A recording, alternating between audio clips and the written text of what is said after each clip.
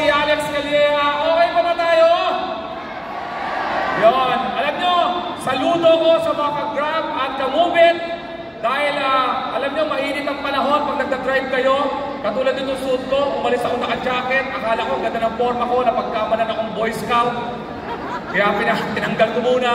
Pero, ito ang bilib ako sa weather ng Pilipinas. Hindi natin malaman kung mainit o malamig. At ang problema sa atin pag mainit, ang mga Pilipino pag mainit, kaputukan. Alam niyo ba yung kaputukan? Ito ang problema sa putok. Kung sino may putok, hindi niya alam na may putok siya. Di ba? May kaibigan tayo may putok, hindi siya naniniwala dahil naaamoy ng lahat, siya lang hindi. Ito ang problema. Kung sino ba, huwag mo titignan yung kaibigan yung may putok, hindi kayo na para. Focus na kayo sa akin. Ito ang problema. Kung sino ba yung kaibigan mo may putok, siya pa yung mahilig umakbay. Tapos, pag-akbay sa'yo, yung putok niya, may iwan sa balikat mo. Tapos, saka na maaamoy. Tapos sasabihin niya, pare may putok ka. Ulul, putok! Diba? Kaya galit na galit ako sa Rexona. Pasosyan ang commercial. Putok ang ginagawa mo pa, English ka pa. Rexona, potential of its perspiration and odor. Wag, putok yan, Tagalogin mo. May putok ka, Rexona. Hindi bayabas yun, ikaw yun, Rexona. Kaya tayo, matatalo yung Philippine team natin sa basketball kasi mga kalaban natin sa ibang bansa. Karamihan to, may putok. Bino mo, dinidepensahan mo, napunta ka sa kilikili, aatras ka talaga eh. Tapos ang yabang pa ng coach, sisigaw sa gilid, depensa! Kung tangin mo, ikaw kaya.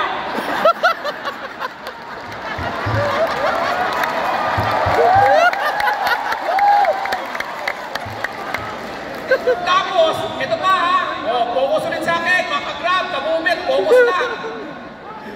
Kung sino ba yung kaibigan mong bad breath, siya pa yung mahilig bumulong. Tapos yung bulong niya yung mahangin pa, alam mo, may sasabi. Tapos isa pagdalit na galit ako sa Pinoy, yung may kausap ka, tapos yung tagyawan ka sa ilong, paputok na. Iwas ka, baka maputukan ka eh. Pero mga ka-Grab, ka-Move It, ito lang mapapayo sa inyo. Ako po ay 53 years old na. Kaya kayo mga driver natin dyan, relax lang kayo ha. Huwag kayong high blood. Kasi po, ako po na high blood po ako minsan. Ang blood pressure ko po, 150/100. Nung nalaman ko yun, syempre tumawag ako sa kaibigan ko. At doon ko na-discover, dalawang klase pala ang mga kaibigan ko. Yung una kong natawagan, yung tatakutin ka ba? Tumawag ako, pare 150/100 ako. Ay putya, patay ka dyan! Ang dami nang namatay dyan! Traitor yung sakit na yan. Pagbaba ko, 250/150 ako eh. Tapos, may isang klase ka naman na kaibigan, tatawagan din. Mauuwi kayo sa yabangan. Tatawag ka, pare, 150/100 ako. Sus, ako nga, 250/200 eh. Buhay pa ako eh.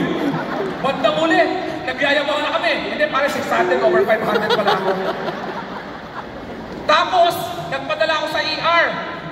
Ayoko na sabihin yung hospital, sa BGC.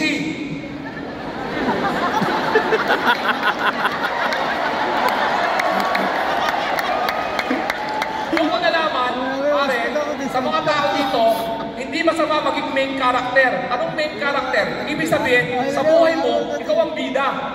Ikaw, bida ka sa buhay mo. Bida ka sa buhay mo.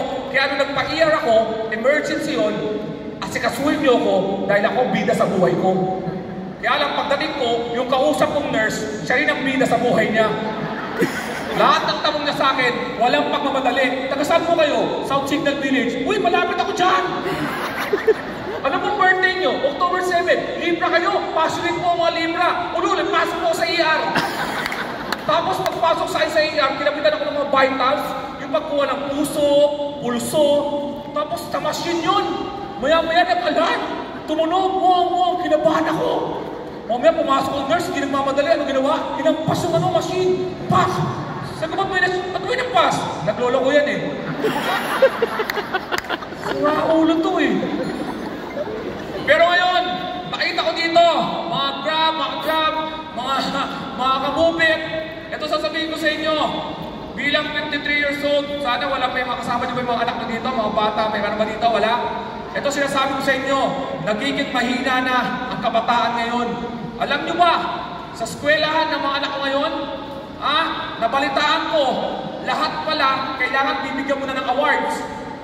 Lahat ng estudyante kailangan mag-awards. Kasi pag hindi mo nabigyan, malulungkot, sasama ang ugali, magiging kriminal. Hanap, di ba?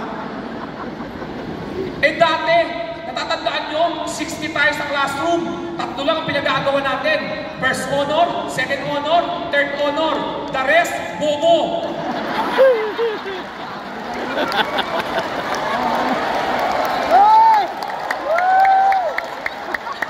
Alam mo ba kung ano nakuha ang anak ko?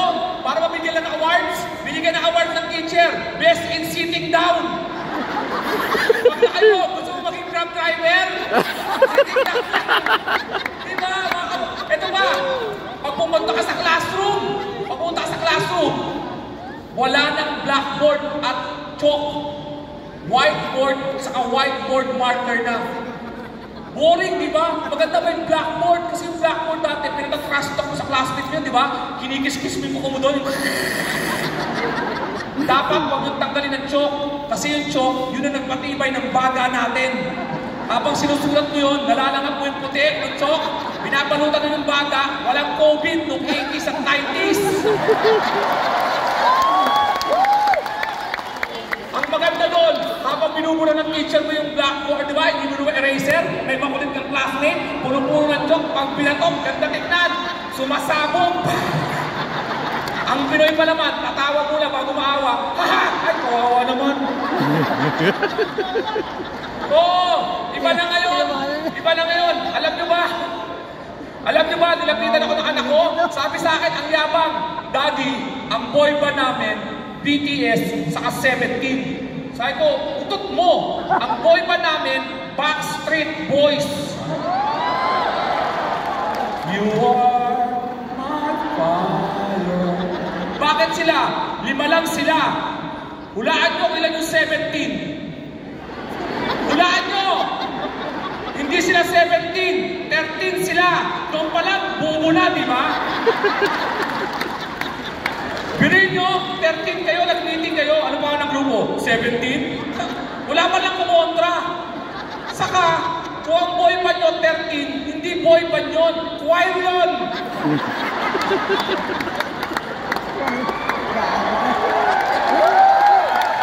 Sabi anak ko, dati nawawala isa dyan. Sino dyan? Yung Chinito. Puro Chinito yan ah.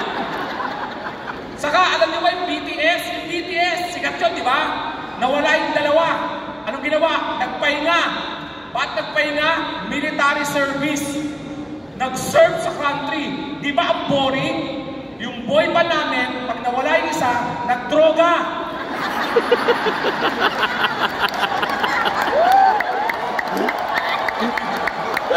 Nagparehab. Pagbalik, ang ganda pa rin ang boses, pero humpak na yung pisngi.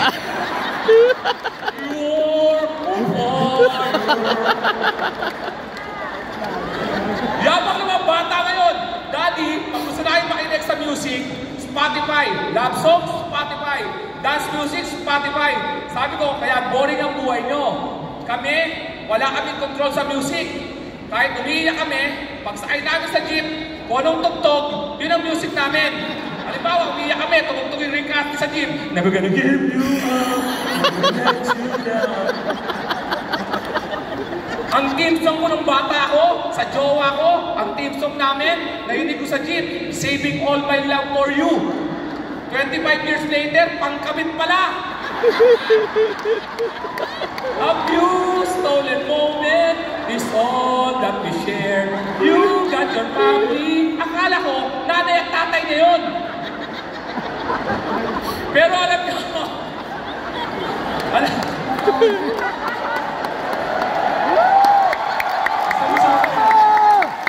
ko talaga mag-perform sa Grab sa Asa Movie, promise. Kahit na konti lang ang bigayan dito.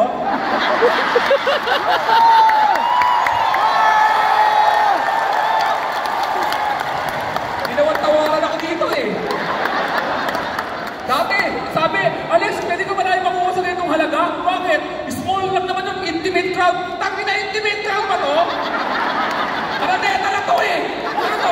pamilya kayo.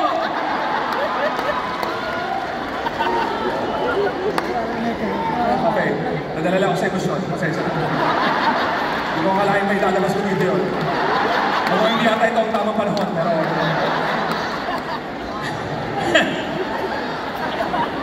Okay.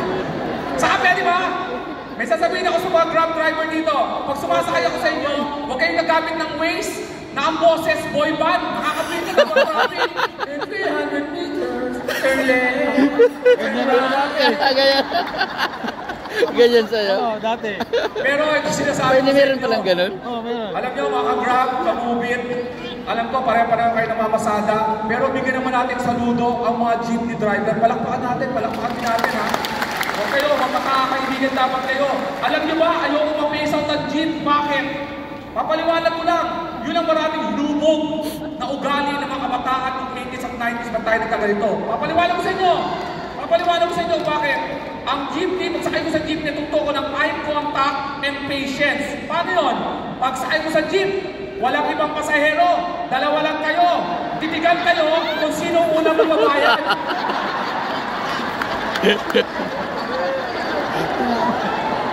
Ayan eh, makikabot. Sa jeep din tayo natuto ng balance. Ano yung balance? Yung malakas nag-brake ng jeep, puno kayo. Pag nag-brake, nangangalahati kayo. Pagkalahati nyo, saan ka magbabayad? Bayad po. Sa kalatutunan ko, na-hold up ako sa jeep 3 beses. Sa 2 taon, 3 beses ako na-hold up ng iisang hold-upper. Ang anong hold up niya, kinausap ko na siya eh. Namumukhaan mo ako. Sabi sa akin oo nga, you look familiar ah. Wow! Ang jeep, ang nagturo sa atin ng instinct. Ano ang instinct? Kahit maimbing ang tulog mo, alam mo kung saan ka bababa. Para, sakto sa bahay. At ito sasabihin ko sa inyo, ang jeepney driver ay multitasking.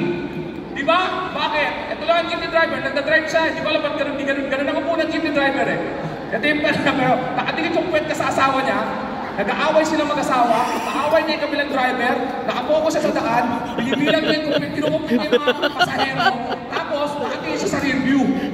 Ang jeepney driver, pag nagkatitigan kayo sa rear view, aamin na talaga. Nagkagano na kayo? Ito. Saka yung bayad ko nung nakaraang 4 na araw. 4 na araw, hindi nakabayan.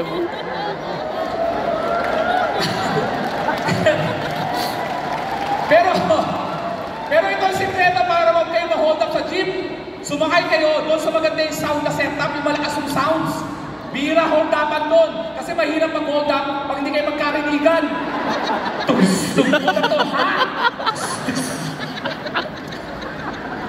Pero sa mga kabupit natin, ka-Grab, mag-ano kayo, magbakasyon kayo ha. Magbakasyon kayo, kaya lang mahirap magbakasyon pag sa airport dumadaan. Ito lang masasabi ko sa inyo, sobrang higpit na sa airport, nakaka-open. Napansin nyo sa airport, ang tingin sa'yo, kriminal muna, bago ka maging inosente. Dadaan ka dun sa may, ano yung parang x-ray, dati dumaan ka lang, okay lang, pag hindi tumunog, pwede. Ngayon, anong ginagawa? Di ba may drawing pa ng tao?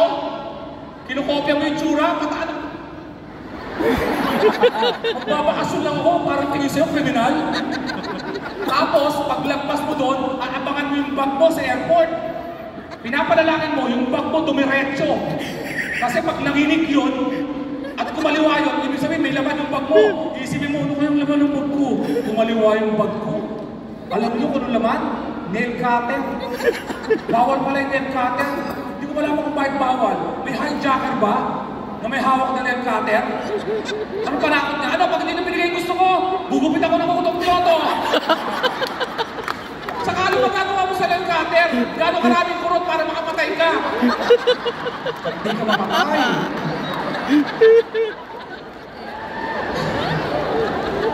Huwag kayo. Hindi naman talaga tayo nare-relax sa beach eh. Bakit? Ito ang Pinoy. Kahit sa Boracay o Mapabatangas, ito ang Pinoy. Sa beach, paano ka mare-relax? Wallet mo, cellphone mo, iiwan mo sa buhangin, tatakpan mo ng tuwalya. Magsiswimming sisisingin ka. Kada sisit mo, pag-ahon mo, tingin ka pa rin sa tuwalya. Dalawa baka may nagnakaw. Andito pa, hindi ka ma-relax. Lalo na pag may asawa ka. May asawa na ako for 29 years. Okay, pumalakpak. Hindi ako masaya. Kaya nga kahit sa Araneta, tumatakbo ako kahit maliit lang bigayan eh.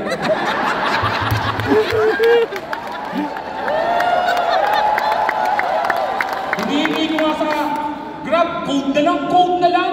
Mga discount man lang. Less 150, ayaw bigay. Pero ito, may asawa po ako at ang nakakainis sa asawa ko, ang taas na expectation sa akin. Dahil 23 years na rin kami kasal, dapat daw non-verbal na yung communication namin. Ako raw, dapat daw nababasa ko na yung isip niya. Sa bababae dito, huwag kayong umasa. Bobo kami mga lalaki. Kailangan nyo kami kausapin. Kala lang misis namin, mga misis dito, minsan po, pag nakatulala kami, ang lalaki, kayang walang laman ng isip. Kaya nga kami nakakapanood ng TV na puro ano lang, commercial, trailer lang, kasi bobo kami. Eto ha, nasa Boracay ako, tinitignan ko yung araw, sunset. Nagre-relax ako, nakatingin ako sa araw, pababa yung araw. Lumapit ko kasama ko, sabi sa akin, anong nasa isip mo ngayon? Wala akong nasa isip eh. Kaya sinabi ko, naswerte ako dahil ko na pangasawa ko. Hindi rin nasa isip ko. Alam mo nasa isip ko, pag tinitigan mo muna yung araw na matagal, tapos lumipat ka dito, lumalabas yung araw dito, ganun ka dito mo!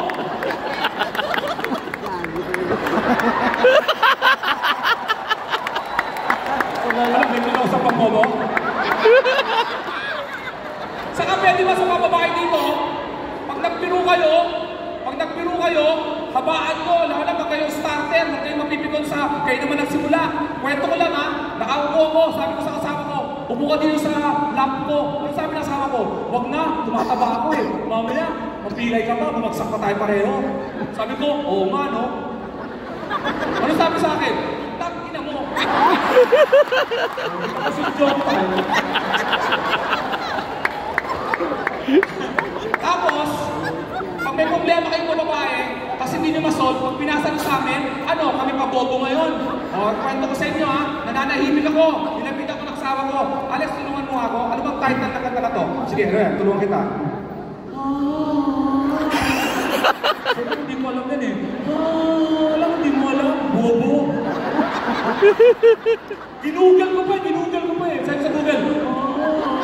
Sabi na Google, are you stupid? Tapos bumalik, sabi sa akin, Alex, dahil mahina ka sa music, tulungan mo na lang ako. Anong pangalan ng artista na to? Guwapo, letter R. Letter R. Richard Gere, Robert Downey Jr., Robert De Niro. Hindi mo alam yung bobo. Mamaya bumalik, alam mo na kung sino, yung artista. Sabi ko sino? Leonardo DiCaprio. Asan yung R? Leonardo. Bobo. Tapos, alam niyo ba kung nagpataas na expectation ng mga babae? Sa tulad natin mga lalaki, kakanood ng K-drama.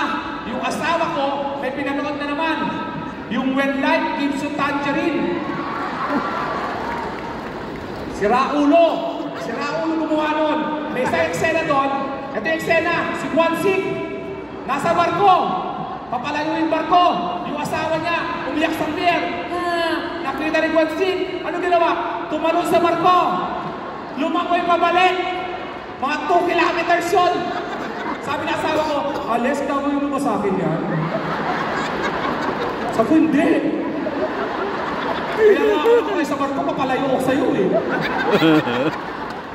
Saan tumalon pa lang, baka mamatay na ako. Sa talon pa lang ha, lalangoy pa ako pabalik. Bisan nga, chinelas kong habayanas, pag inaanong, pinapabayaan ko na eh. Pero mahal ko ang asawa ko ha, okay, kasi nagka-high blood ako. Hindi ako makatulog ng hating gabi. Nagising yung asawa ko, sabi ng asawa ko, dahil hindi ka makatulog, sasamahan kita, hindi rin ako matutulog. Hindi pa niya tapos sa sinasabi niya, tulog na siya. At yung asawa ko, humihiling. May mga kasama ba kayo sa kwarto humihiling? Okay lang ha, magbabago pa yung tulog niya, maganda pa yung hiling eh. Parang pang spa pa eh. Yung parang umaanod pa eh. Pero pagkakalapit na ng tulog, akala mo may nag-aaway na ng pusa.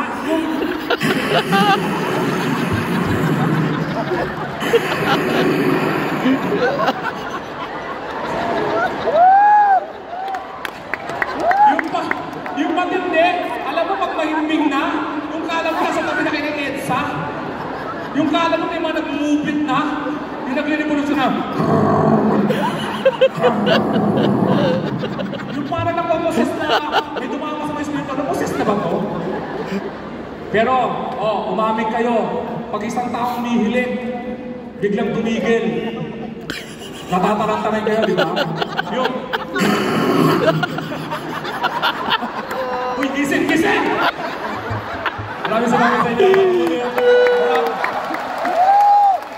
Sana po nag-enjoy kayo. Ako po si Alex Calleja. Abangan niyo po yung aking Netflix special ulit sa susunod na taon. Pangalawa lang po yan. Kita sa mga joke dito lumabas. Kung magpo-post po kayo, mga mamaikli lang. O kaya, pwede nyo gawing personal consumption. Pero sana po, napakasaya po ng new celebration. Bihira pong kumpanya magbigay ng mga ganitong event. Kasama-sama po sa isang malaking lugar. At may imbitahan po ko sa pagsakpresyo halaga. Dahil po yan kay Wayne. At dahil po yan sa inyo nga. Napakaganda po ng relasyon namin ng Grab at Move It. Kaya po tuloy-tuloy ang ating samahan hanggang ngayon. Maraming po salamat. Ingat po kayo pag-uwi. And always smile. Thank you!